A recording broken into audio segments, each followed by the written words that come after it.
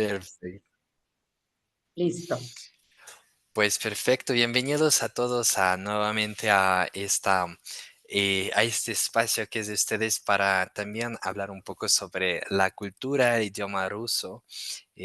Muchos de ustedes estuvieron la vez pasada, en el día de ayer, que estuvimos hablando un poco sobre las tradiciones rusas que existen a lo largo del año, cuáles son las costumbres que a veces tenemos.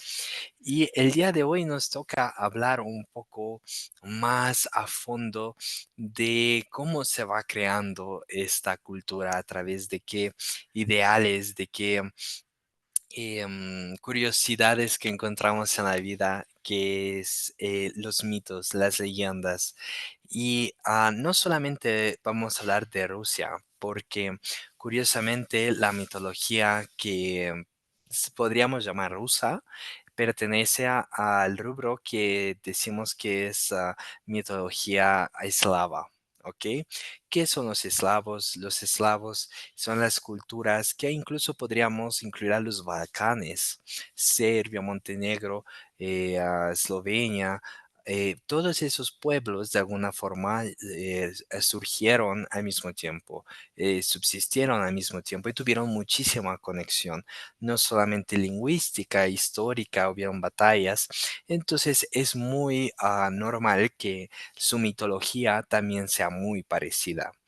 Entonces, hay veces en las que vamos a hablar de ciertos personajes que em, tienen algunos otros nombres, incluso en otros países, y eso los hace sumamente ricos, ¿no? Ricos en cuanto a las posibilidades de qué podemos compartir o debatir, ¿no? Entonces así hacemos la presentación de esta presentación, de esta plática, que es la mitología eslava. ¿Ok? Vamos primero que nada a entender qué es un mito, ¿no? Viene de la palabra mythos en griego, que significa relato, historia o cuento, ¿no? Los mitos surgen no solamente la cultura eslava, pero en cualquier cultura a través del mundo surgen los mitos como una respuesta o como una herramienta para transmitir conocimiento, miedos, valores, construir poco a poco incluso una identidad de cada país. Eh, Muchas veces nos enseñan en la escuela que los mitos surgen también de crear narrativas para darle un razonamiento al por qué ocurren ciertos eventos, em, por ejemplo, naturales, por qué hay rayos, por qué hay terremotos. em, Todo eso forma parte de lo que es un mito, pero también sirven para influenciar a nuevas generaciones a no cometer errores. Y de esto nos vamos a tomar para hablar un poco de la mitología eslava, del cómo nosotros vamos a aprender a ser mejores personas a través de los mitos, ¿no? Entonces vamos a ver cómo se transforma o cómo se crea la mitología eslava. Así como en muchas culturas llamamos a que la mitología surge a partir de un panteón. El panteón, hablamos del panteón griego, cuando hablamos de los dioses griegos como Zeus, Hera, todos los dioses griegos son parte del panteón griego. Los dioses aztecas, como por ejemplo Huitzilopochtli, Quetzalcóatl, todos ellos son de los panteones o mayas, o aztecas, o mixtecas, o tomecas, etcétera. Aquí vamos a hablar del panteón eslavo. ¿Ok? ¿Cómo se ve nuestro panteón eslavo? Se ve un poco así.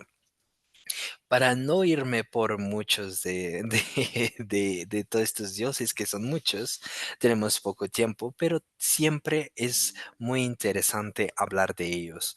El creador de todo es el dios Rod. Rod es el dios que es el primordial del caos, ¿no? Es el que genera todo este... ¿Hoy? ¿Me escuchan? Sí. Ah, se me desconectó. Entonces es el que crea el universo, crea la tierra, crea a los otros dioses y empiezan los dioses primordiales. El primero que vamos a ver es Chislabok, Di, Svarok, Chernabog, Bielabog, Veles, Земля y Knurs. Son los dioses primordiales. Y de aquí, bueno, al igual que el griego, pero no tanto, sí se casaban entre hermanos, entre tíos, entre sobrinos, pero no a un nivel griego de que ya era todos contra todos, ¿no? Aquí sí, y se los indiqué como los matrimonios con estas líneas, verde, amarilla y azul, quién con quién. Y muchos de estos dioses van a resonar mucho incluso a el día de hoy, ¿no? El día de hoy vamos también a nosotros tener muchas referencias, ¿no? ¿Qué podemos decir de la cultura o del panteón eslavo en específico, no? Sabemos y tiene a esta tendencia que toda la mitología eslava se basa en la naturaleza tal cual, lo que está alrededor, pero también en pensamientos filosóficos como la dualidad. Un poco también parecido a el panteón de los aztecas, que trabajan estas dualidades, el bien, el mal, el hombre, la mujer, el ser benevolente, pero también ser justo. Todas estas dualidades las vamos a ver también personificadas dentro del panteón y de los mitos que van a surgir de ello. Un ejemplo de ello son los dos dioses primordiales, Chernabog y Bielabog. Son dos personajes, dos dioses, que literalmente es el dios negro y el dios blanco. Uno es el dios de la oscuridad, de las enfermedades, de lo malo, y otro, Bielabog, es de la luz, de la esperanza, de la salud, ¿no? Entonces van a jugar estas dualidades, estos dioses con características muy específicas y a través de los mitos, aunque no siempre se pueden saber a ciencia cierta cuáles son, porque no todos fueron escritos. Son más de la cultura hablada, cómo se fueron surgiendo estos mitos, ¿no? Entonces, eh, a diferencia de los griegos que tenemos como referencia escritos como de Aristóteles, de Platón, de Sócrates, que, bueno, no es que haya existido o no, pero el cómo surgieron o cómo se preservaron estas creencias a los dioses a través de sus características es muy vaga en el panteón eslavo y también por eso es poco conocido. Pero, ¿qué les quiero dejar con esto? Que tenemos 8 dioses primordiales y un creador de todo, un padre de todo, Rod. Y ahora vamos a empezar con los hijos de Rod. ¿Quién es cada quien, no? Los dioses primordiales. Rod es el dios del caos. El caos es la creación. Cuando no hay caos, no existe nada. Es el dios también de la agricultura, del cielo, fertilidad. Muchos, dependiendo de sus necesidades, pueden rezarle o le solían rezar a este dios, al dios primordial, ¿no? Svarog es el dios del cielo, del fuego y de los herreros, creador de los humanos, de la vida como tal en la tierra. Em, una referencia muy linda es que cuando uno entra a un pueblo eslavo, lo primero que escucha es a un herrero pegando al metal, a un yunque. Y eso es una referencia de por qué Svarog es el dios de la creación del ser humano, ¿no? Charnabok, como habíamos dicho, es el dios del mal, de la oscuridad, padre de demonios. Bielabok, el dios de la bondad, de la luz, fertilidad, la justicia, la buena fortuna, incluso la apicultura. Vieles es el dios del inframundo, el ganado, la magia, la abundancia, el conocimiento, los viajeros, los comerciantes, la fertilidad y la agricultura. Él tiene como contraparte otro dios, que sería Svarog. Svarog y Vieles siempre estaban en constante conflicto y Svarog siempre ganaba a Vieles. Aunque Vieles es el dios del inframundo, pasa un poco como en la mitología nórdica o incluso en la misma mitología griega.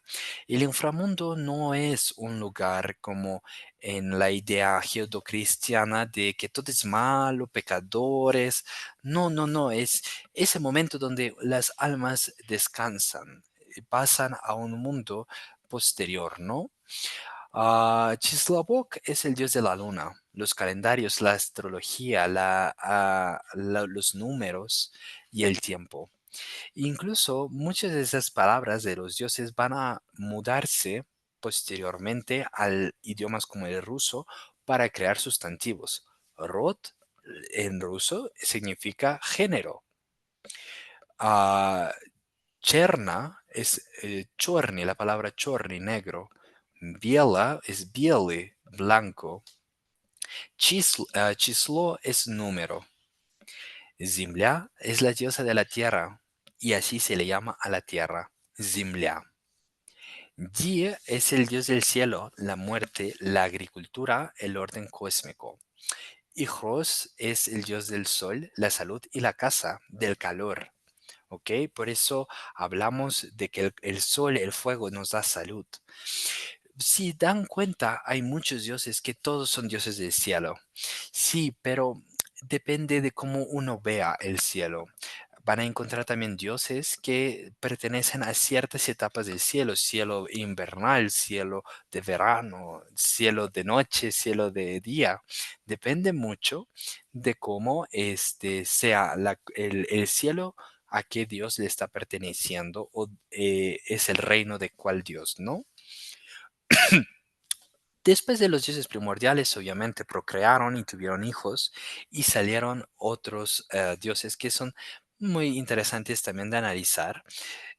Simmark, que es el dios de la vegetación, de la agricultura, el fuego, la luna y el hogar. Aquí nos vamos a enfocar más en el crecimiento de esta vegetación, ¿no? Por eso la luna juega parte también de este dios. Él también controla la luna para que haya abundancia en la tierra. Kupalnitsa es la diosa de los lagos y de los ríos.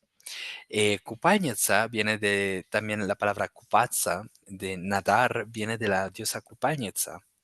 Y Kupala, sumergirse o nadar también es el dios del verano, la fertilidad y la abundancia. Vimos el día de ayer, y quien pudo estar presente, vimos Iván Kupala, esa festividad de verano donde todos se bañan en el agua, donde se da como este nuevo inicio y es por el dios Kupala, de ahí toma el nombre Iván Kupala. Y Castrama es la diosa de la primavera, la fertilidad y el amor. ¿Ok? Ellos son hijos de, a ver si me acuerdo, son hijos de Zribok y son hijos de Zoria Kupalnitsa. Ujú. Ahora vamos a algo más así como tenebroso, ¿no? Porque siempre da como ñáñaras lo tenebroso, lo oscuro, que al final es lo que vamos a terminar hablando en esta plática. Tenemos dos dioses de ese mundo oscuro, tenebroso.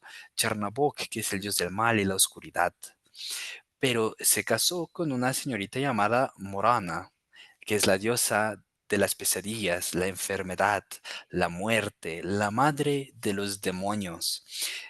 Si les gusta la mitología judeocristiana, se podría decir que es como Lilith. ¿Ok? Aunque no es la primera mujer ni la primera diosa en ser creada, sí representa esta parte de la creadora de todos los males del mundo, ¿no? Esta unión entre oscuridad, el mal, las pesadillas, la enfermedad, la muerte, son creadores de estas cosas que tenemos en la vida, que son nuestros demonios, ¿no? Y que van después a enseñarle a los humanos cómo estar siempre en la luz, ¿no? Ellos dos procrean dos diosas, Karna, que es la diosa del luto y la tristeza, y Relia, la diosa del luto. Aunque estas dos deidades, por así llamarlas, Karna y Relia, no son vistas como algo temible, pero son diosas que acompañan el proceso de la vida. También muy importante aquí, no es la mitología, no es simplemente hay buenos y malos, aunque sí existe esa dualidad, es al final un momento de reflexión y de admisión de mortalidad de los seres humanos.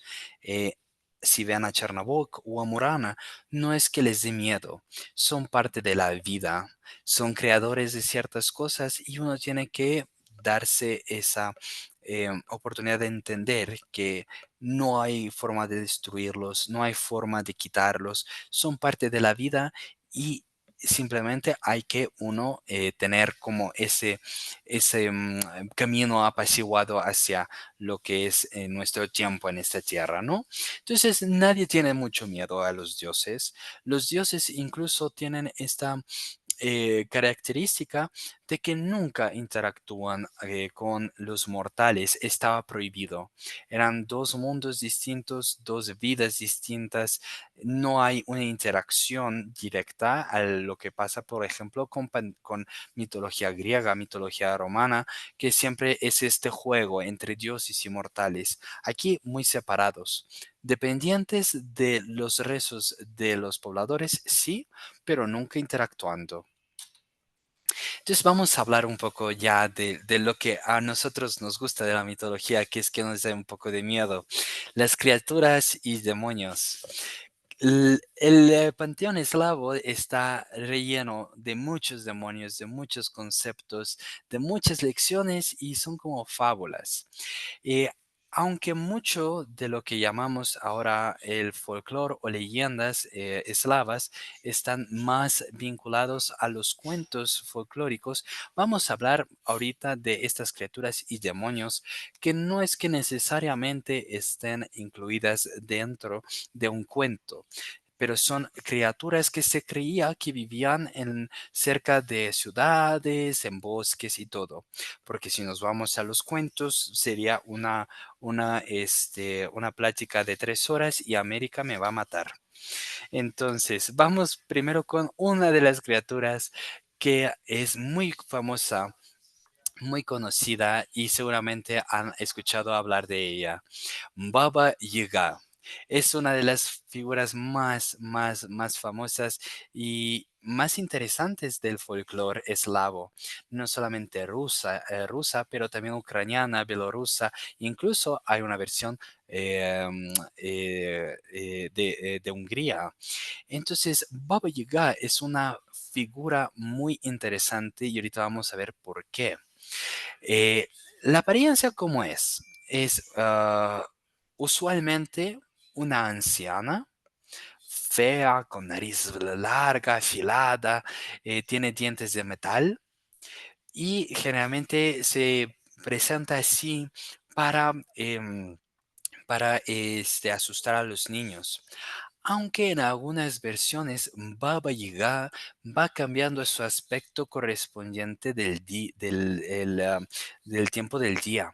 De día es una joven muy hermosa, luego es una mujer madura y sabia y al final es una anciana inteligente y listilla.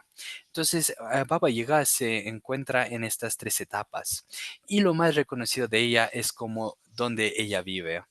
Ella vive en una cabaña que se sostiene con patitas de gallo y que uno solamente puede entrar cuando le da la orden de decir,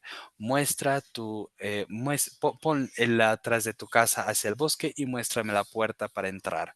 Entonces se para la cabaña, da vueltecitas y te muestra la entrada para conocer a Baba Yaga. ¿Qué poderes tiene Baba Yaga? Baba Yaga es la bruja más poderosa del bosque. Controla no solamente la naturaleza, y esto va a ser importante. La naturaleza es no solamente algo no es una cosa, es un ser. Entonces, de que Baba Yaga pueda controlarla, habla del extremo poder que ella tiene. Ella no vuela en una escoba, como brujas americanas o brujas europeas. Ella vuela dentro de un mortero y ella tiene un palo que utiliza como timón y va metiendo las ramas para que no le peguen. Y también ella controla el clima y el viento dentro del rayo que de su casa, ¿no? Es inmortal. Ella vive durante siglos y se habla a través de los cuentos, porque ella también forma parte de los cuentos rusos. Y es incluso una figura muy interesante porque es un personaje muy dual, nuevamente hablando de eso. No es que sea ni mala ni buena, dependiendo cómo tengan ustedes la conciencia. Baba Yaga es una criatura inmortal, una criatura muy sabia, que tiene esta capacidad no solamente de proteger el bosque, pero también de castigar a aquellos que sean malos o que sean flojos. Eh, el personaje que tiene Baba Yaga dentro de los cuentos es aquella que ayuda a los héroes. Los héroes no le temen porque tienen conciencia limpia, porque no son flojos, porque son buenas personas, porque son nobles. Y entonces ella le pone pruebas a los héroes para también mostrar sus fortalezas y sus talentos. Y al final les ayuda. Muchos cuentos son como Iván Царевич, son como Vasilisa Prekrasnaya. Ella ayuda a la gentileza, aunque no le gusta lo divino, ella reconoce que es ese puente entre el bosque, la vida rural, el bien, el mal, el joven, el viejo, es ella el puente. ¿Ok? Entonces siempre funciona como una advertencia a los niños para no entrar a los bosques y ser irrespetuosos. ¿Ok? Ser prudentes. Es importante, porque si no, les comparto, queridos amigos, que Baba Yaga es caníbal, les gusta comer a los hombres. Y justamente, ¿qué significa esta leyenda? ¿Qué significa esta criatura, esta persona? Es el ciclo de la vida, la muerte, este puente entre dos partes de la vida. Cuando es uno bueno, cuando uno es malo. Es la madre de la naturaleza y el caos. Aunque en algunas historias pueda creerse que es malvada, no lo es. Simplemente es esta actividad imparcial entre los dioses, las criaturas, los humanos, la naturaleza, ¿no? Por eso es un personaje muy interesante. Ahora vamos a hablar de una persona que se llama Lieshe. Denme un segundito, una disculpa.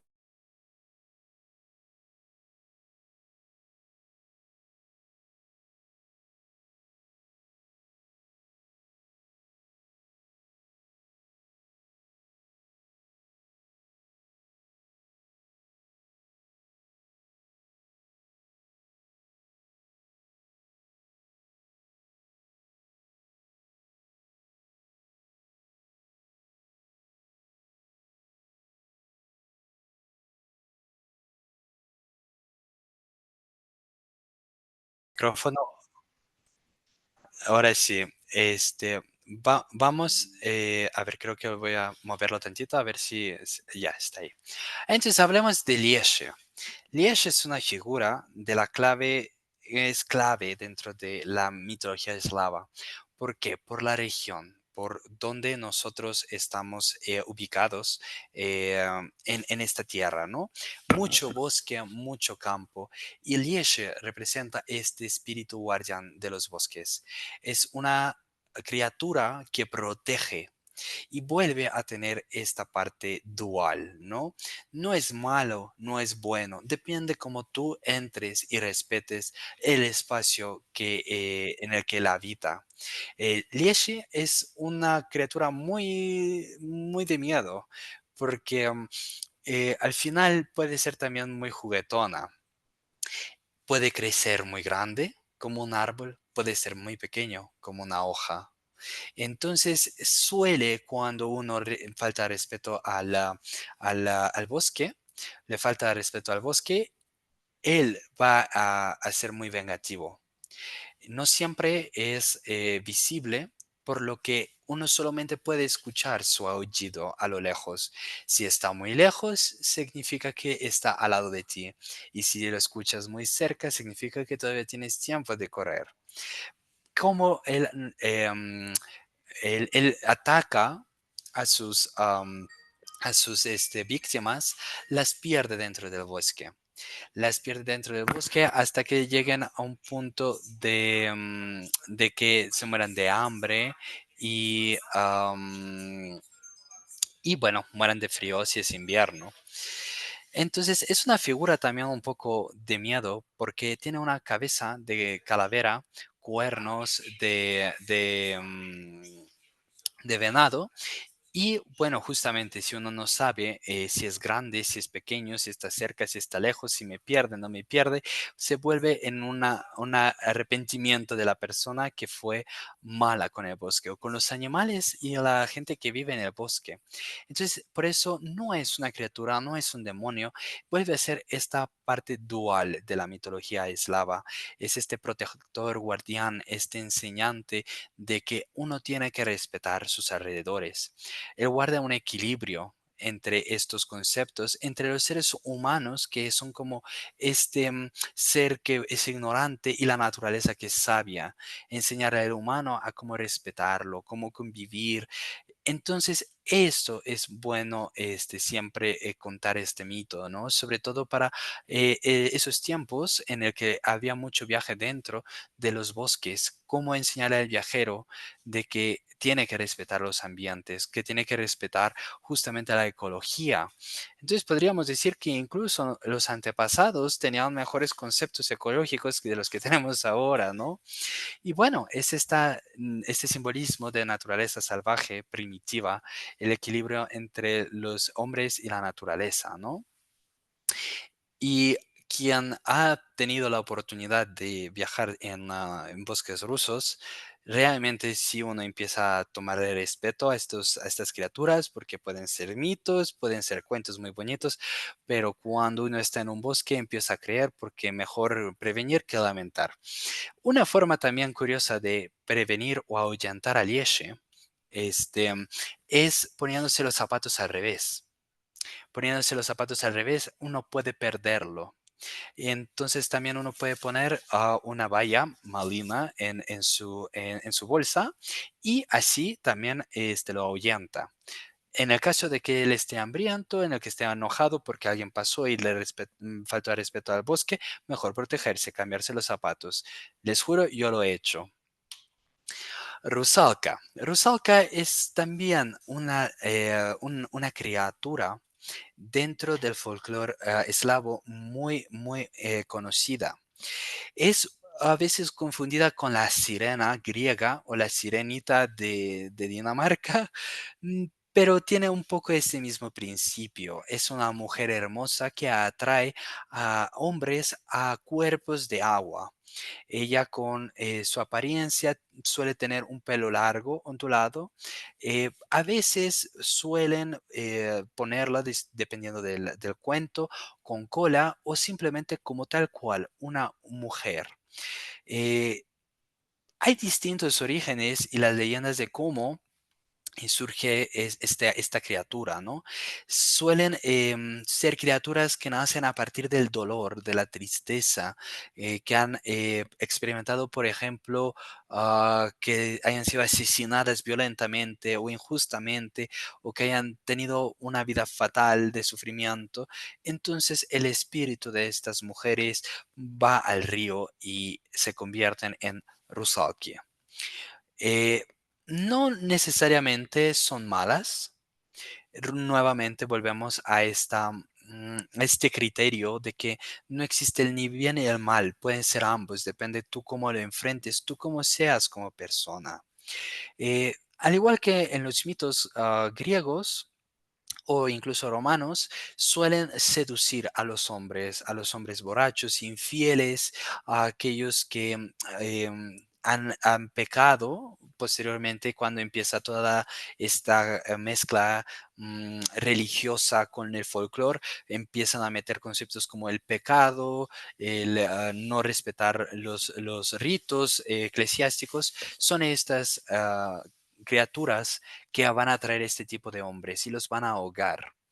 Una vez que te atrapa una rusalka, no hay forma de escapar. Por más de que sepan nadar, no, ni modo. Son vengativas, eso sí.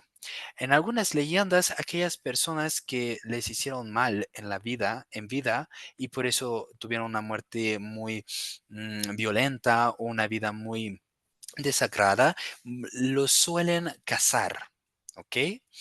Y bueno, ya dependiendo de país, dependiendo de la cultura, del pueblo, pueden ser una bendición o maldición. Pueden ser como un reflejo de protección al pueblo o pueden ser una maldición para los habitantes, ¿no? Suelen surgir mucho estas historias y si buscan en lo que podríamos llamar en la parte eslava de Europa, buscar cada mito de una rusalka según vaya siendo el pueblo. Si tiene un río, definitivamente tendrá uno, o si tiene un lago. Recordemos, Rusia y sobre todo el norte son pantanos, entonces vuelve a ser este un mito muy, muy extendido por el territorio ruso. También el papel de las rusalkas juega un papel interesante dentro de la creación de arte. No solamente habla de un amor no correspondido en algunas leyendas, pero también un alma perdida o desgastada por la injusticia, ¿no? Y toman estos temas también muchos autores europeos. Por ejemplo, existe la ópera de Rusalka de Dvorak, eh, donde simplemente habla de una rusalka que se enamora de un príncipe humano y justamente empieza a tener este amor no correspondido y termina en un final muy, muy trágico, ¿no? Y bueno, utilizamos este mito también para hablar de nuestra conexión y necesidad de los cuerpos acuíferos, ¿no? No crece un pueblo donde no hay agua, y sobre todo en esos tiempos. Pero hay que tenerle ese respeto, hay que tener cuidado. El agua no siempre es bendición, también puede ser tu perdición, ¿no? Entonces, hay que tener siempre cuidado con los cuerpos acuíferos. También solía haber muchísimo, justo surge esta leyenda, por lo tanto empieza a haber una parte muy machista, como siempre ha existido en cualquier cultura, en cualquier país del mundo, en donde, bueno, son las mujeres, las rusalkas viven en el agua, entonces tú, que yo creo que eres rusalka, te ahogaré, ¿no? Entonces, y se han sido documentadas muchas veces casos en el que esposos, sobre todo en épocas antiguas, llevaban a sus mujeres o amantes a ser ahogadas en el agua por acusarlas de ser estas sirenas seductoras maliciosas. Ahora, vamos a hablar de otro personaje que, al igual que Baba Yaga, forma parte de las historias de los cuentos típicos rusos. Es el Kashey inmortal o Kashey Bissmертный. Este es un personaje muy chistoso para mí, pero muy terrible y de miedo para los niños. Es una persona vieja en su cuerpo descomponiéndose.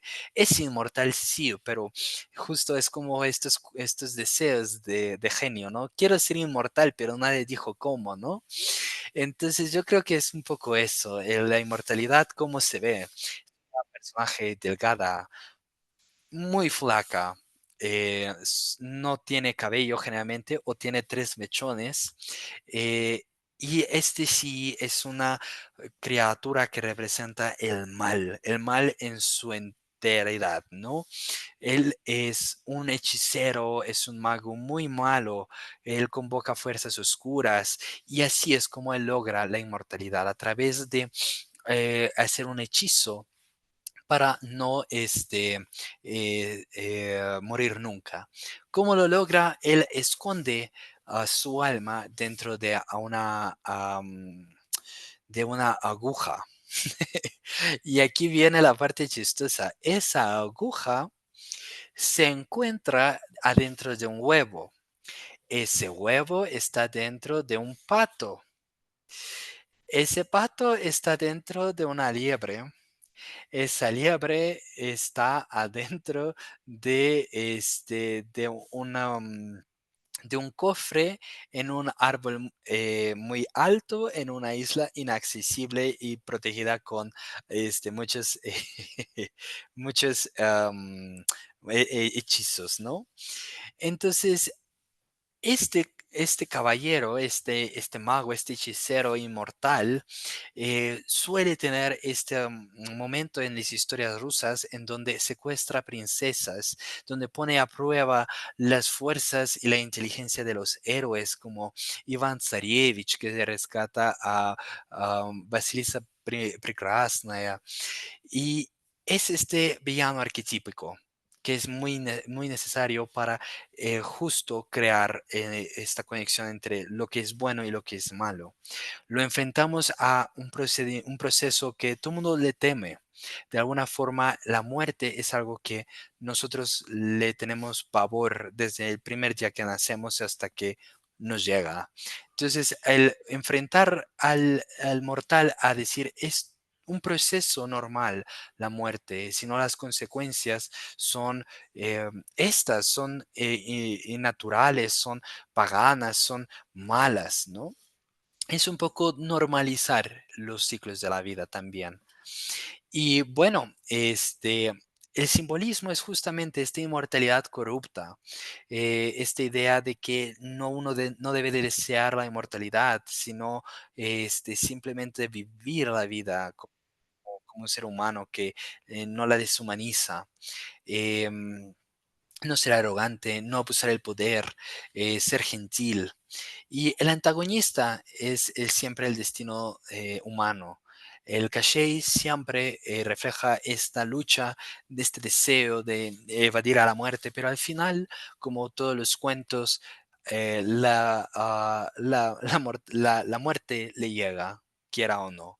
La naturaleza siempre vence, así seas la persona más mala, el hechicero más fuerte, siempre tarde o temprano, este, mm, le llega a las personas. Encontré esta fotografía, me pareció muy chistosa. Es el caballero inmortal explicándole al pato y al conejo dónde va a esconder su aguja. También tenemos otra criatura, Upir. Upir es una criatura de la mitología que podríamos decir es un vampiro, ¿ok? ¿Cuál es la diferencia? Realmente tiene ojos rojos brillantes, a diferencia del vampiro hoy en día que brilla en el sol. Eso ya no sé qué pasó ahí, donde dimos mal el giro, pero bueno. Es el Nosferatu en- de la antigüedad, ¿no? Este ser también carcomido, en descomposición, hambriento de sangre, ojos rojos, donde la gente no sale a la noche porque le da miedo. Es esa criatura. Y el Upir es una criatura que ya murió y que lo regresaron a la vida. Es un proceso un poco distinto, pero de aquí salen mucho del mito de cómo matar a un vampiro, cómo son los vampiros y sobre todo el upir tiene mucha fuerza. Es algo que tiene, a diferencia del vampiro, no se transforma en otras, en un murciélago. Este al contrario, está más conectado con el lobo, con el perro, incluso hasta con el zorro. Entonces, ¿cómo surge Lupir? Es una persona, un hombre sobre todo, que ha tenido otra vez una muerte violenta, antinatural, que han desacrado su lugar de entierro. Una persona que fue un asesino, que tuvo una vida impura también, asesinó a gente, se suicidó o fue maldecido. Eso es como nace Lupir. Es una persona que ha tentado con la magia negra, o sea, vinculado con eventos y cosas muy oscuras, muy negras. Entonces es un comportamiento que llamamos post-mortem, que llega después de la vida. Es una criatura que se vuelve un ente, no es que recobre sus recuerdos del pasado, al contrario, es una ánima em, que es demoníaca, ¿no? Siempre se alimenta de los vivos, de la sangre, y los debilita o incluso mueren a través de este alimento que toma el upir de ellas.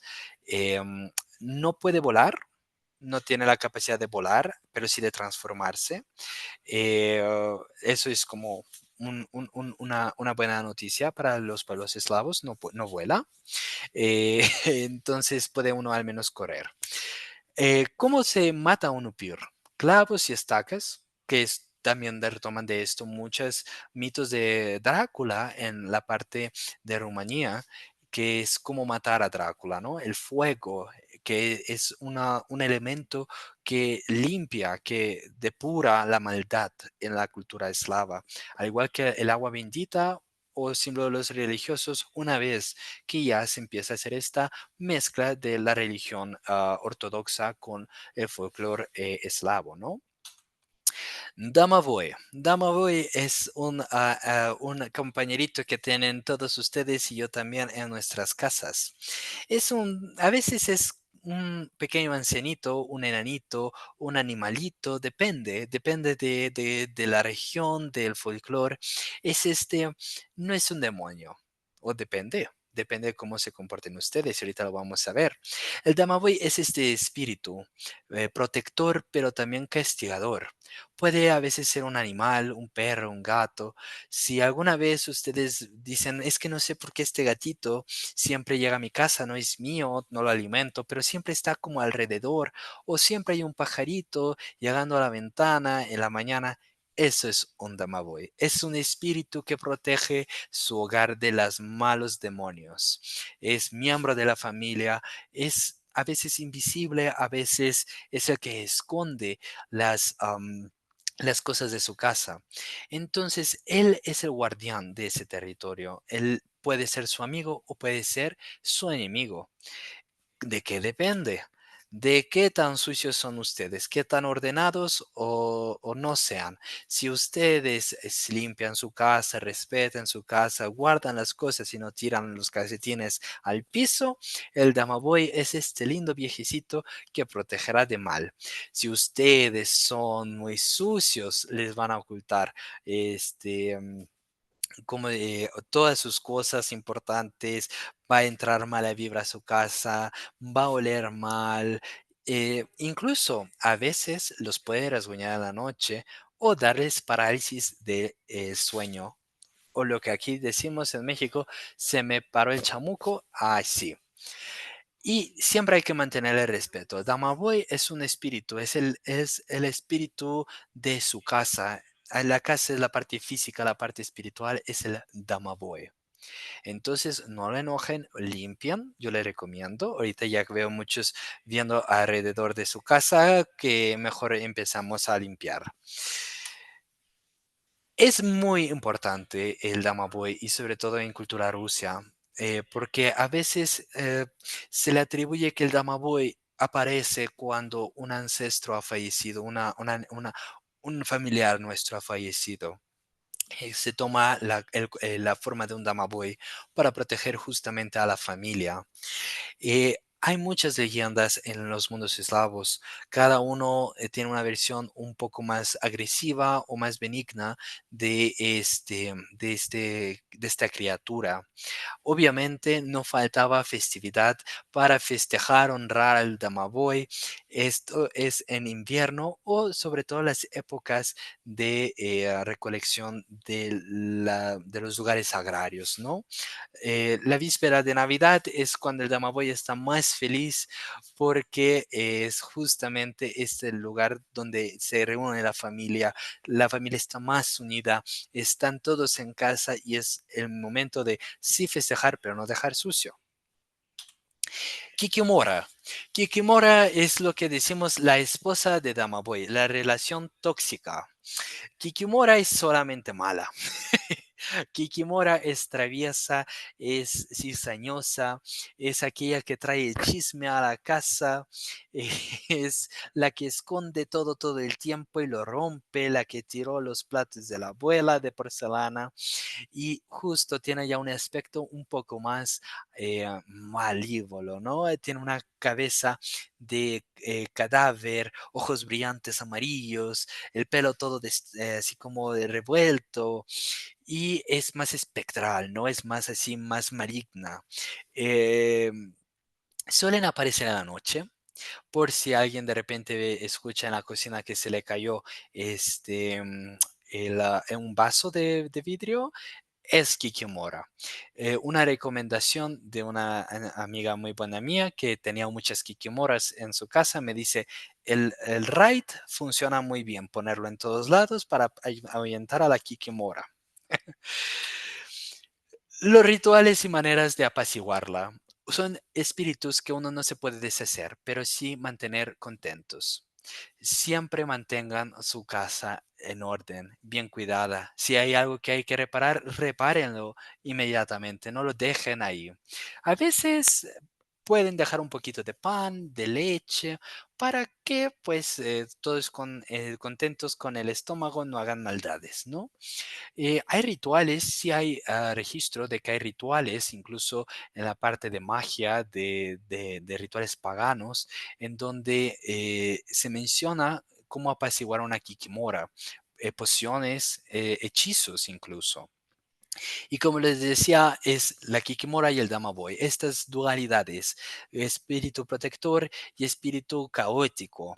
eh, yo les digo, es la relación tóxica de Damaboy porque incluso tienen esta parte de conexión que son traviesos, son espíritus traviesos. Nunca van a matar a nadie, pero sí lo pueden hacer, le pueden hacer mucho daño. Palievik. Y aquí viene más enseñanza de los ancestros. Palievik es una cultura, viene de la cultura eslava y de aquí surgen también muchas palabras. Pol es el campo, es el dios del campo, aquel espectro que cuida la cosecha, pero tiene uno que tenerle mucho cuidado. Palievik sale a las 12 del mediodía hasta las 4 de la tarde. Él revisa su campo y mata a aquellos que mata o aturde a aquellos que están trabajando en el campo durante estas horas. Es el tiempo para él para revisar que todo esté en orden. Por lo tanto, campesinos de 12 a 4 tienen que descansar. Si ustedes descansan, duermen y no trabajan la tierra, entonces Palievik no se los llevará. Es muy tenebroso, pero a veces es muy divertido dependiendo de la cultura. En la cultura ucraniana, por ejemplo, sí es este aspecto un poco más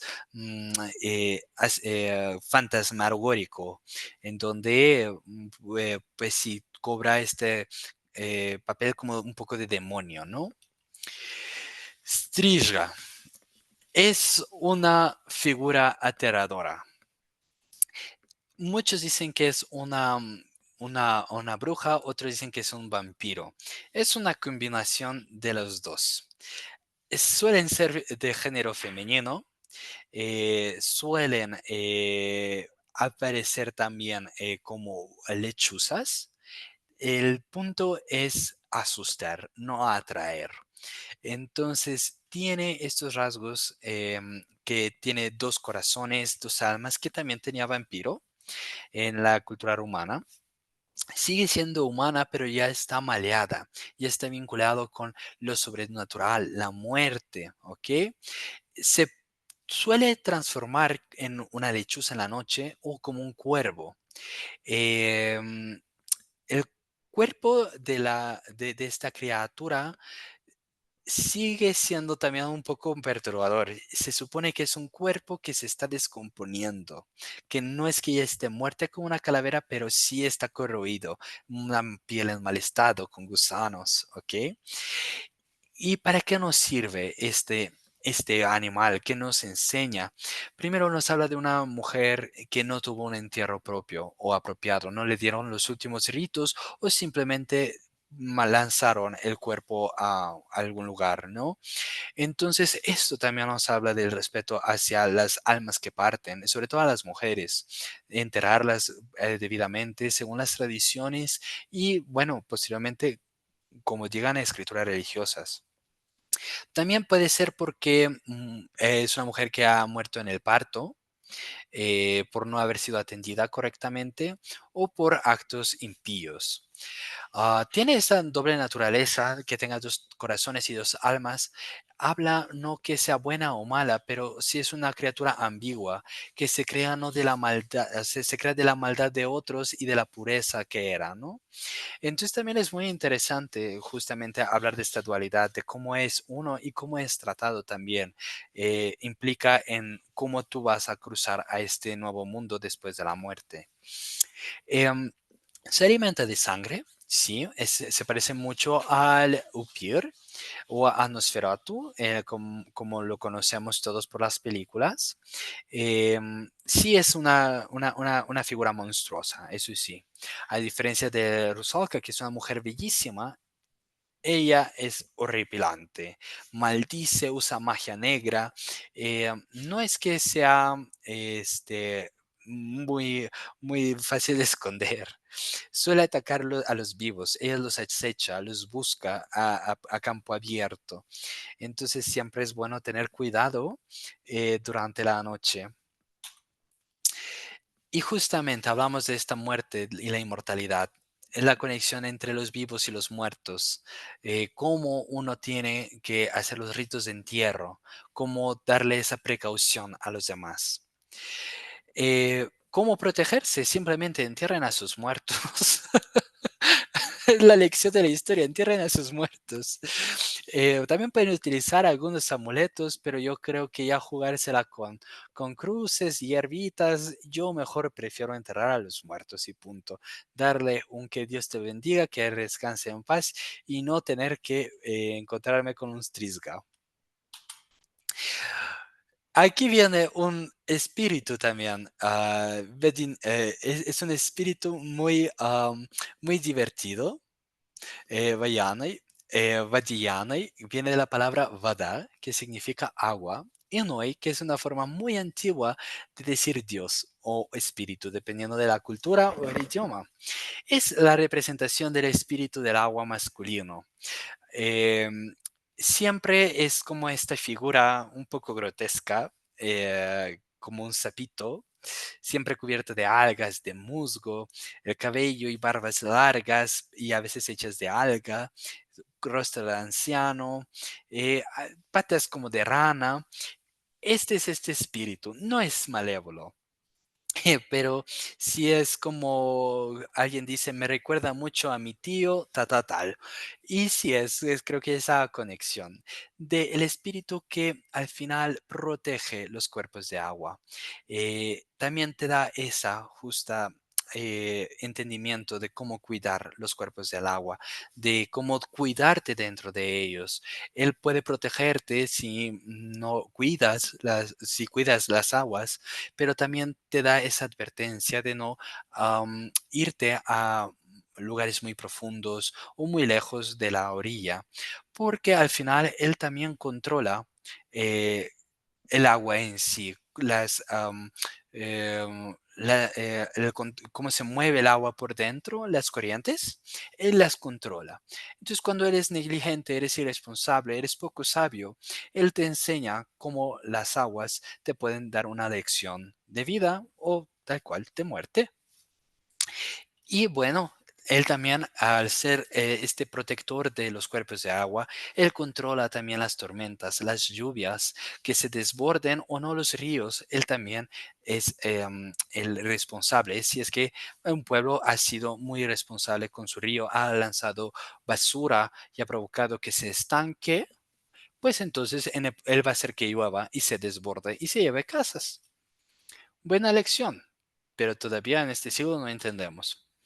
Y justo. Es esta fuerza impredecible. El agua, al igual que el mar, no se le da la espalda. Porque hay criaturas, hay guardianes que cuidan a la naturaleza. El hombre es invasor, pero es un invasor bienvenido, que se le puede dar recursos, pero no se le quiere tan dentro de la naturaleza. ¿Por qué? Porque es irrespetuoso. Entonces existen estos guardianes que le enseñan a uno cómo comportarse en estos espacios. Otros grandes personajes del folclore ruso, otras criaturas que no vamos a entrar mucho en contexto, pero son importantes también, es el dragón de tres cabezas. Suele aparecer en muchas leyendas, al igual que en muchas leyendas europeas. Drekavac es un espíritu que se parece a la Banshee escocesa. Es este espíritu gritón que te predice si vas a morir, ¿no? O va a haber un infortunio en la familia. Chort es el demonio con patitas de cabra, cuernos, y bueno, es nada más malicioso, es un ser maligno. Tienta a los humanos a hacer cosas que no. Diez Maros, lo vimos ayer en Tradiciones. Aunque no es un demonio, sí a veces en la literatura o en la cultura era em, relacionado con Maroska, que era asociado con la muerte, la diosa de la muerte, del frío mortal. Es este ente del invierno, no necesariamente como el Santa Claus, pero sí es este ente que representa el frío, el invierno, al igual que Maros, que es tal cual el dios del invierno y del frío. Uno es un guardián, otro es un elemento y otro es un dios. Existen estas personalidades que se parecen mucho. Vila es una hada, son mágicos y son muy vengativos. Generalmente les gusta secuestrar niños y desollar animales. Bañek. Bañek es un demonio o un espíritu más que nada muy divertido. Recuerden que la cultura eslava está muy apegada a los baños de contraste, al igual que los turcos. El sauna, el baño, tal cual, es parte de la cultura rusa y de muchos pueblos eslavos, incluso nórdicos. Entonces, claro que vamos a tener un espíritu que habita en esas casas de baño, es travieso, puede causar accidentes si no se le respeta adecuadamente a su ambiente. Por eso siempre si van a entrar a un sauna ruso o un baño ruso, déjenlo limpio, porque si no, sí se va a enojar. Y es esta criatura que es como entre un viejito y un gatito y un damaboy también. Es el damaboy de los baños. Entonces, como hemos visto, en la cultura eslava, la mitología, al igual que en otras, sirve para educar. Generalmente más adentro hacia la parte moralista, ¿no? De ser bueno, ser malo, pero también el entendimiento de nuestra mortalidad.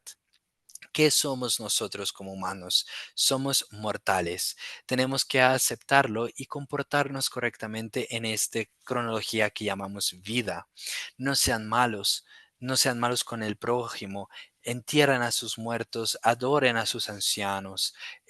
Esas son las lecciones que nos dan los mitos y las criaturas del panteón y de la mitología eslava. Muchos nombres cambian, sí, a veces se pronuncian distinto, a veces cambia el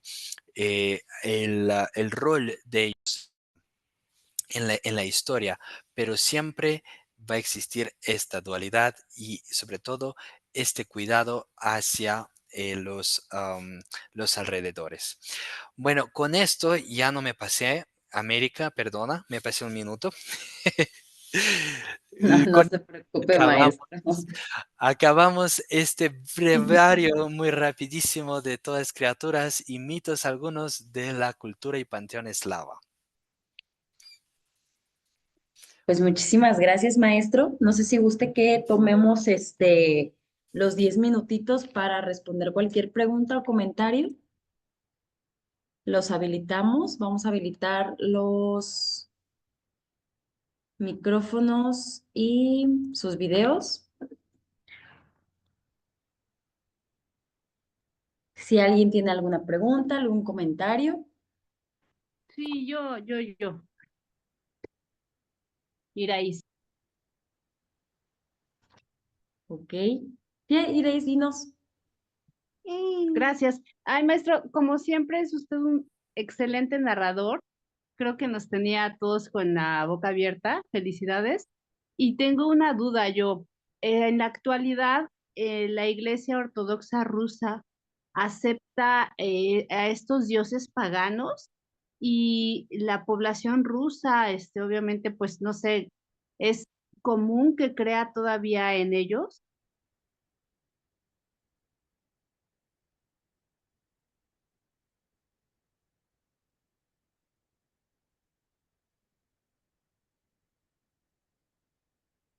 Ah, ¿sí me escucharon? Maestro Kilian, ¿todavía lo vemos, tenemos por ahí? A lo mejor ya se salió, ¿no? No, no, esto.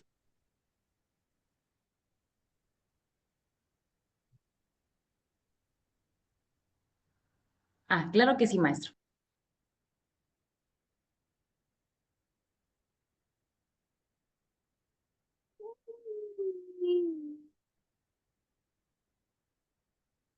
Vamos a esperar unos minutitos al maestro Kilian.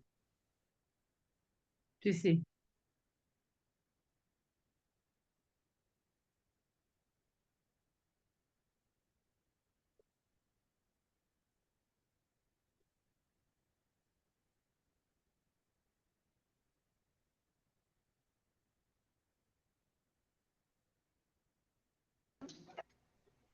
¿Ahí me escuchan? Ya.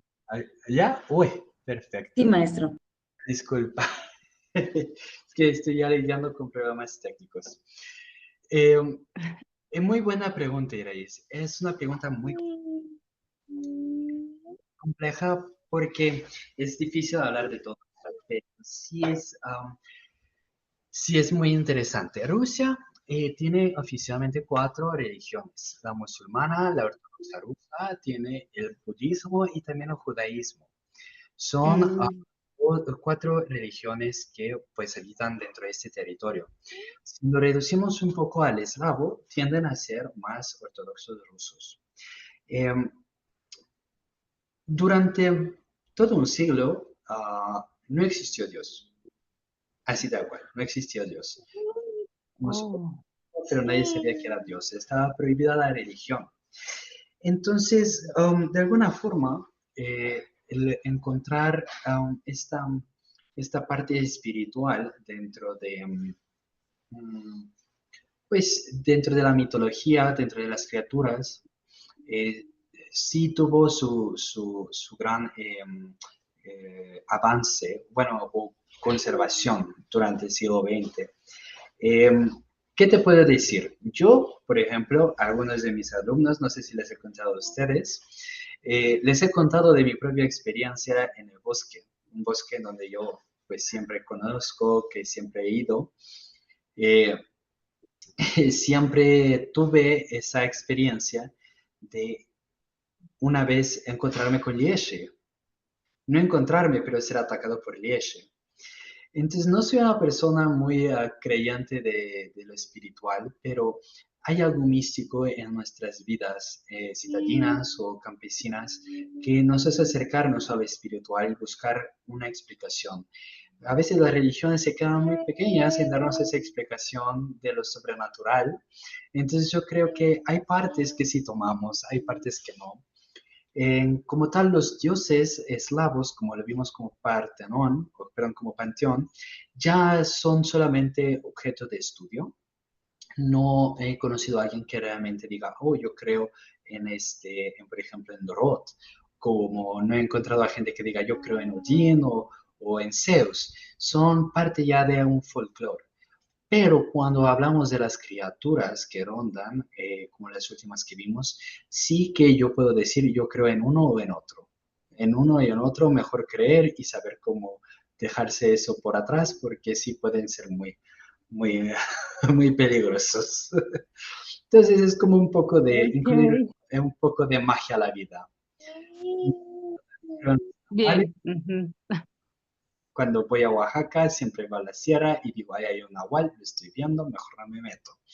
No sé qué sea científicamente, no quiero saberlo, pero yo solo sé que hay cerco. Un poco así. Ah, bien, bien, muy bien. Muchas gracias, maestro. Padrísimo, padrísimo el todo lo que nos contó. Muchas gracias, Iraís. ¿Alguna otra pregunta, duda, queja, sugerencia? Hola, ¿qué tal? Buenas noches. Hola, Quiero, Nelly. hola, ¿qué tal? ¿Qué tal, maestro Kilian? Quiero felicitarlo por su narrativa. Fue muy interesante. Este, echa a volar la imaginación. Eh, Le quiero enviar un fuerte saludo y un abrazo. Muchísimas gracias, Nelly. Igual para ti. Gracias, gracias a todos. Gracias, maestro. Estoy ahorita viendo quién está con nosotros, pero no se me abre. Pero veo que hay 15 participantes. De mi parte, quiero agradecerles a todos, a cada uno de ustedes que tome este tiempo por entrar a estas muy interesantes cápsulas que propone eh, pues esta organización, el maestro Rubén, la maestra América, que me han invitado. Les agradezco también que nos den este foro a los profesores para debrayar un poco más aparte de la lengua y hablar de nuestras culturas. Es un espacio maravilloso y quiero agradecerles tanto a los que vinieron a escucharnos como a los organizadores. Muchísimas gracias. Gracias también a usted, maestro Kilian. De verdad, como ya lo decían anteriormente, es un gusto poder aprender de usted. Y como también decían, sí nos echó ahí a volar la imaginación y eso está muy padre porque al menos personalmente creo que facilita al aprendizaje. No nos despedimos porque mañana todavía tenemos el gusto de estar una clase más con usted. Entonces los seguimos invitando a que se sigan uniendo a las sesiones. El día de mañana vamos a estar enviando aún más ponencias de más países. Muchísimas gracias. Reciban un fuerte abrazo y cualquier información que necesiten, cualquier duda, comentario, ahí están nuestros números para que puedan compartirlo. Muchísimas gracias. Excelente noche. Un abrazo. Muchísimas gracias. Un abrazo a todos. Los estoy abrazando, pero no sirve la cámara, ya se Gracias. yo, pero los estoy abrazando. Muchas Bonita gracias. noche. Всего хорошего. До свидания.